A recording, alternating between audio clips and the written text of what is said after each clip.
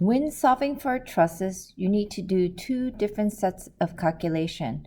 First, you must start by calculating the external forces.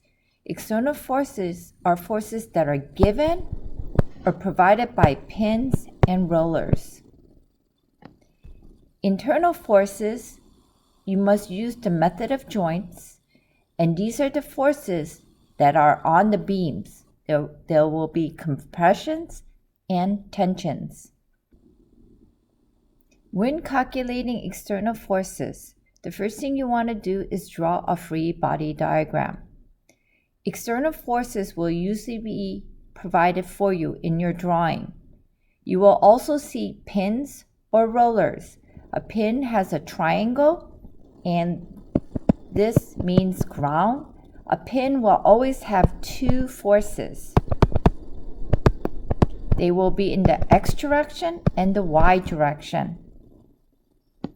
Rollers will have only one force, and they will look like a triangle with little circles on it or a circle. The force for rollers is perpendicular to the ground, so you could either have it going up, perpendicular to the ground, or going down, perpendicular to the ground. So in this example right here, if you notice, this is my ground. So the force can either go up, perpendicular to the ground, or down, perpendicular to the ground. So you'll only have one force. After you draw your free body diagram, you want to pick a pivot point. Pivot point is the point that has the most unknowns. Once you pick your pivot point, you want to write a sum of moments that is equal to 0. This symbol right here means summation. After you calculate your moment, you want to do a sum of Fy and a sum of Fx. So these are forces in the vertical direction, and these are forces in the horizontal direction. After calculating all the external forces, you want to start calculating your internal forces by method of joints. Since most of you are either in Algebra 1 or Geometry and in Chemistry, we are going to do the process a little differently to account for direction as we go along. First, you want to select a joint. Joints are locations in which beams are connected. You want to select a joint that has the least amount of unknowns. Afterwards, you want to draw a free body diagram for that joint. And for us, we are going to account for direction as we move along. If there are any beams that are at an angle, the first thing you want to do is resolve them into components, x and y, using cosine and sine. Afterwards, you're going to write a sum of fx and a sum of fy. For this first problem, you're going to solve all the external and internal forces. F1 is given as 250 pounds. We did this example in class. This was problem 1. I strongly suggest you pause the video, recalculate it on your own, and check your answer. If you drew your free body diagram correctly, you should have had 5 total external forces. The first vector is F1. It was provided for you. It's 250 pounds. At point C, there's a roller present. A roller has only one external force. Since the ground is horizontal, my force can either go up or down. So I'm going to draw my force going up. So this is C. At point A, it's a pin. Pins can have two forces, one going in the y direction, one going in the x direction. Since C is going up, I'm going to make A go down because the vectors need to oppose each other so the truss does not rotate. Since F1 is going to the right, I'm going to make AX go to the left to balance it out. After we draw the external forces, we must pick a pivot point. In general, the pivot point should have the most unknowns. If you look at your structure, point A has the most unknown. It has 4 unknowns. You don't know AX, you don't know AY, and you also don't know the beams. So you want to make the pivot point A.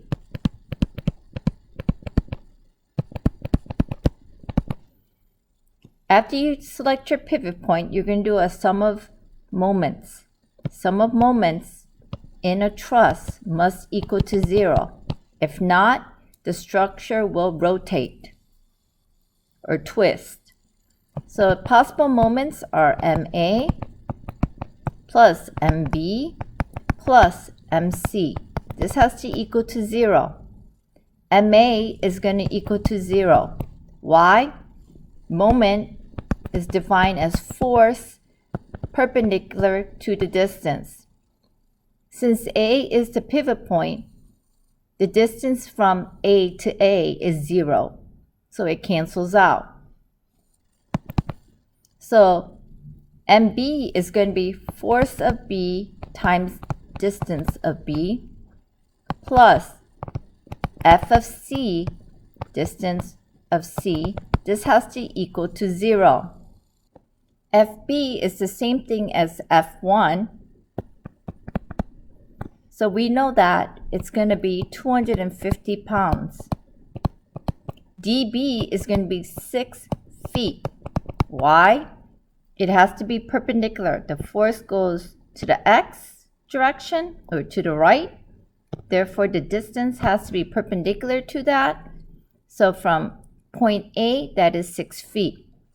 Plus C, we do not know. And then the distance from C to the pivot point is going to be 4 feet. This has to equal to 0. So C is going up, so perpendicular, it has to be this distance from point A. So that's 4 feet. I account for directions at this point. You don't have to, but I account for direction. In moments, by convention, anything that is going against the clock or counterclockwise is known as positive. Anything going in the clockwise direction is known as negative. So if I redrew my structure,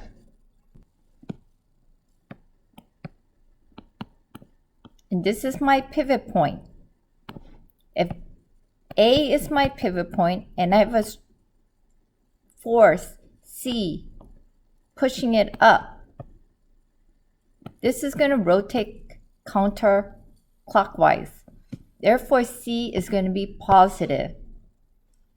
If I redrew the structure, and this is my pivot point, this is where B is located, the force. So if I look at B, and this is a beam, this is going to rotate clockwise. So this will be negative. If we calculate for C, we should get positive 375 pounds. Since it came out positive, the direction we drew is correct.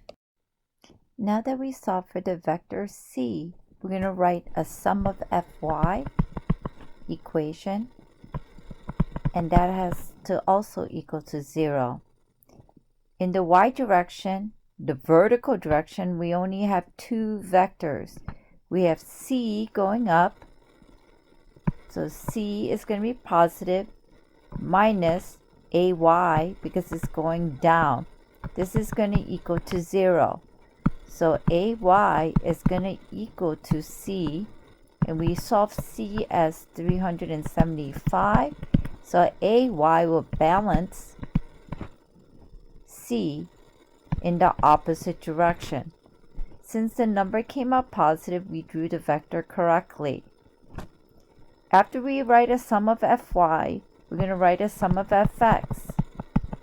Sum of Fx must also equal to 0.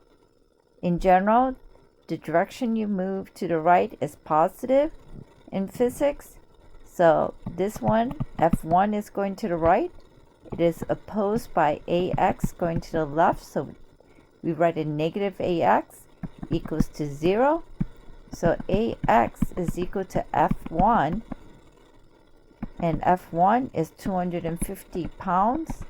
So AX is also 250 pounds in the left direction. Since the answer came out positive, we know we did the direction correctly.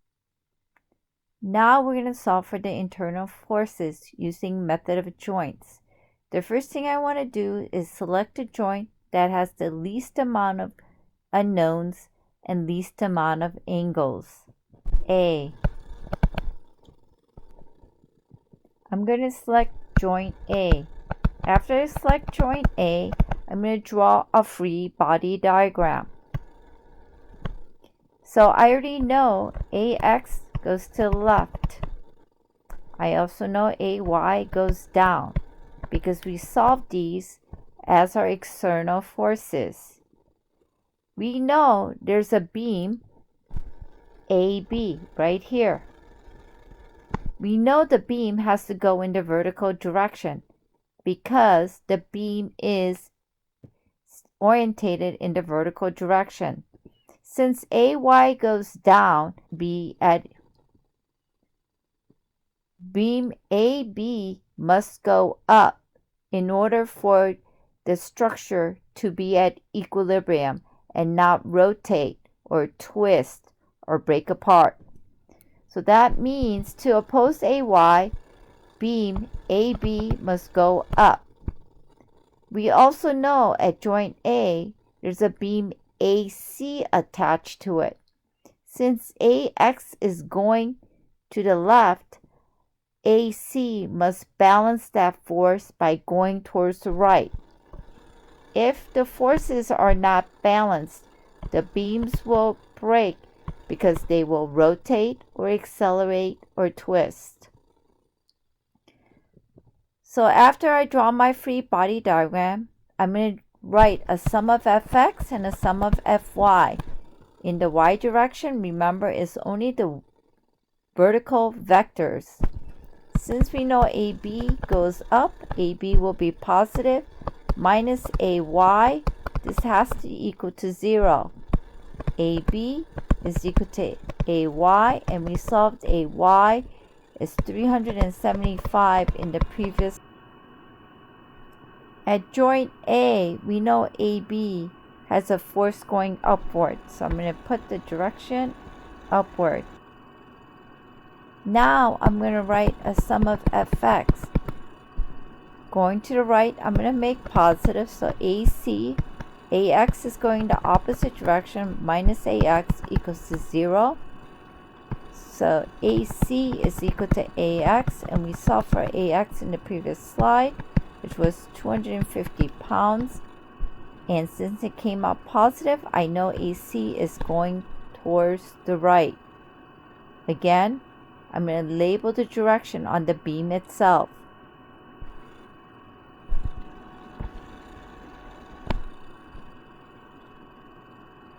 Now I need to only solve for one more beam, BC.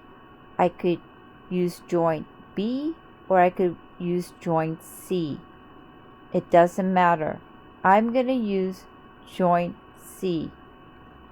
So first thing you want to do is draw the free body diagram at joint C. Joint C, I know C goes up because we solved it correctly for the external forces.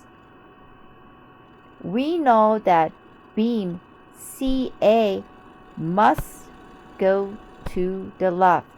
Why? When we saw for the direction in the previous slide at joint A, we noticed that AC must go to the right to oppose AX. To make AC, the beam, at equilibrium, if AC is being pushed from the joint A to the right, then joint C must push the beam to the left. to be at equilibrium. So that's why joint CA has to be in the left. Beam BC goes in a diagonal direction. So this beam could go up or it could go down. For joint C to be at equilibrium, BC has to go in the opposite direction of C and CA. So beam CB must go southeast. Since CA goes to the west, CB will go to the east. It will go to the south to oppose the C vector. So after I draw my free body diagram, any vector that is at an angle, you must resolve it into components, x and y. What I'm going to do is I'm going to resolve my CB into x and y. So I make a right triangle. This is CBX because this is the theta that was given as 56.3 degrees. Since CBX is next to, then it's going to be cosine. So CB cosine theta. CBY is opposite, so it's going to be CB sine theta. So if I redraw the vectors, what it really looks like is C is going up, CA is going to the right.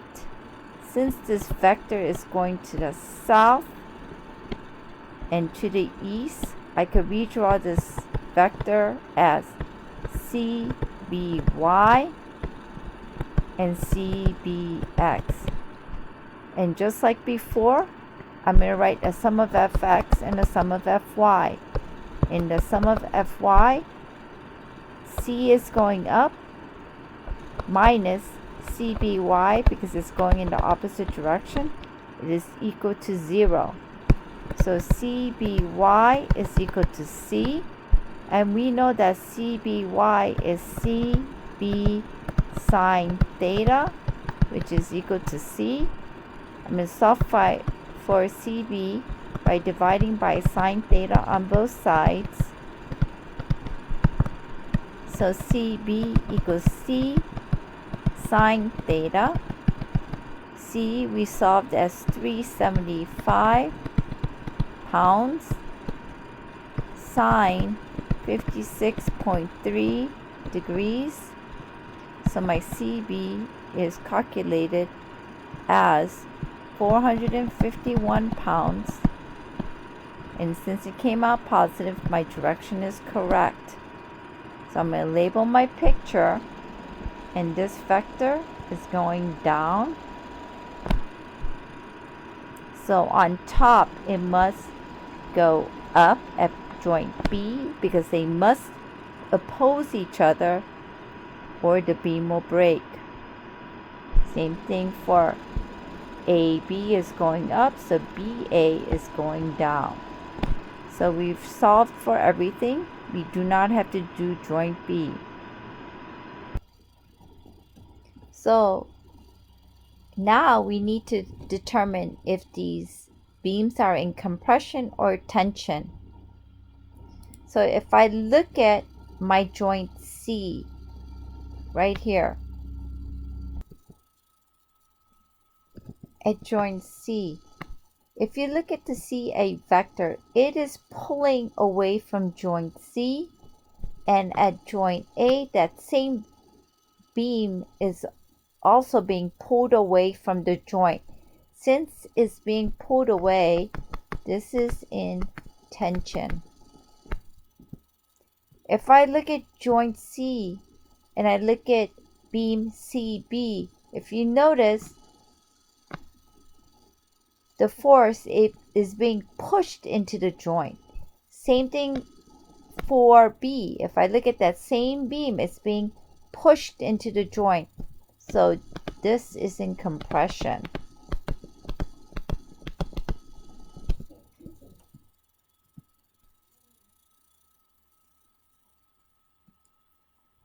if I look at joint A and I look at beam BA, AB, if you notice, is being pulled away from the joint. And that B is also being pulled away. So this is in tension.